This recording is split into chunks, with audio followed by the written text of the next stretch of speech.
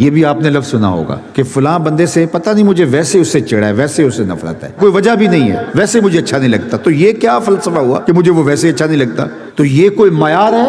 تو اپنے آپ کو کیا معاذ اللہ الوہیت کے مقام پہ سمجھتا ہے کہ تیرا اچھا لگنا نہ اچھا لگنا یہ معیار قرار پا جائے؟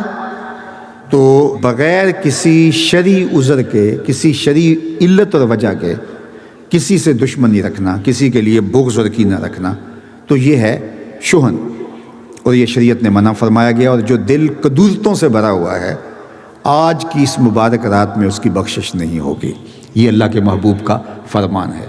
لہٰذا شحن ہو، حقد ہو یا بغض ہو یا نفرت اور کینہ، یہ وہ اعمال ہیں جو ہمارے اپنے اوپر بھی بوجھ ہیں۔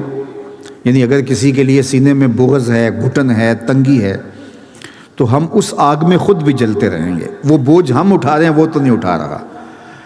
حاسد کی نیکیاں محسود کے نامہ اعمال میں درج کر دی جاتی ہیں، اور اس کی نیکی فرمایا کہ جس طرح سوکھی لکڑیوں کو آگ کھا جاتی ہے، حاسد کے عمل کو یوں جو ہے وہ ختم کر دیا جاتا ہے۔ اس کے عمل سوکھی لکڑیوں کی طرح ضائع ہو جاتے ہیں۔ محنت کی، مشقت کی، لیکن کسی سے حسد کیا تو اس کے عمل اس کے نامہ اعمال کے اندر پڑ گئے۔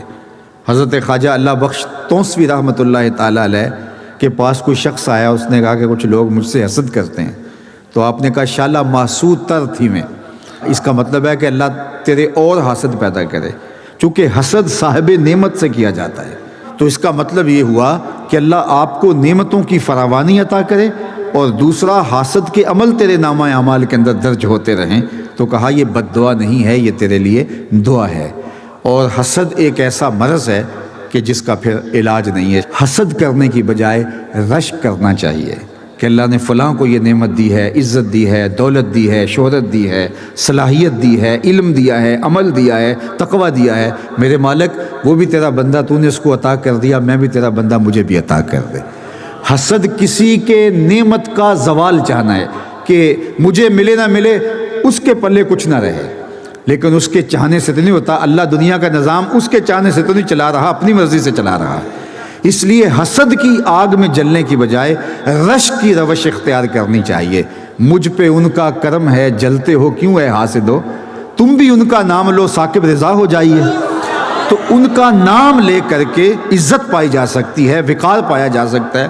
وہ سنیاسی بابے تو نسخہ نہیں بتاتے، لیکن میں نسخہ بتاتا ہوں۔ اگر کوئی چاہے کہ میری عزت ہو، علماء نے تصریح کے ساتھ لکھا ہے، وہ حضور کے حسن کے قصیدے پڑھے، اللہ اس کی عزتوں میں اضافہ فرما دے گا۔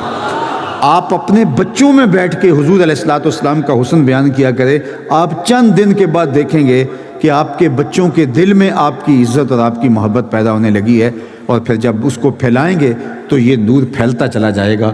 اس لیے حقد ہو، حسد ہو، بغض ہو، کینہ ہو، نفرت ہو، اس کو اپنے دل سے کھرچ دینا چاہیے اور دل کو پاک اور ستھرا رکھنا چاہیے۔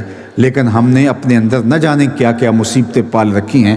ہم اپنے اندر کو صاف کریں، کوئی جھاڑو لے کے اندر بھی تو آئے نا۔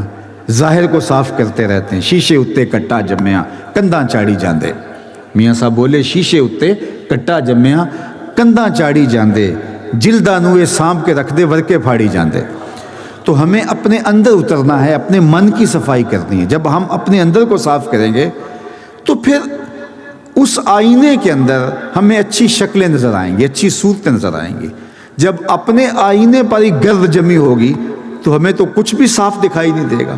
اس کو جب صاف کریں گے تو پھر آپ کو سب کچھ اچھا دکھائی دے گا۔ باقی اگر آپ کسی میں خامی دیکھتے ہیں، کسی میں خرابی دیکھتے ہیں، تو ہمیں حکم دیا گیا ہے کہ اس کی اصلاح کریں، اس کو بہتر کرنے کی کوشش کریں، اس کو سنوارنے کی کوشش کریں۔ اگر کوئی واقعی ضد میں نہیں مانتا تو اس کو اس کے حال پہ چھوڑ دو، اس کی قبر میں آپ نہیں جانا۔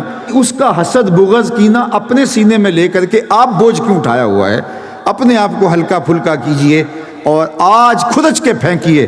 اگر کسی کی نفرت سینے میں رکھی ہے، یہ سینہ کسی کی نفرت کو سنبھال کے رکھنے والا نہیں ہے۔ اس سینے میں محمد عربی کا مدینہ ہونا چاہیے۔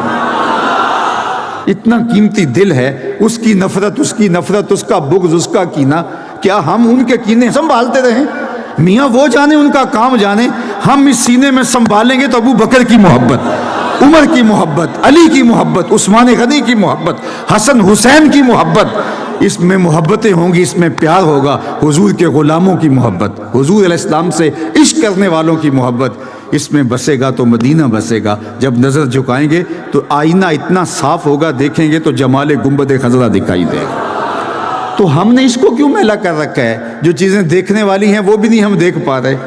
اتنا کچھ اس سینے کے اندر چھپایا جا سکتا ہے، لیکن ہم نے اس کے اندر کیا کیا ردی چیزیں چھپا کے رکھی ہیں۔ تو آج یہ عزم کر کے اٹھیں کہ ہم مشاہن نہیں رہیں گے، ہمارے سینے میں کسی کا بغض نہیں رہے گا۔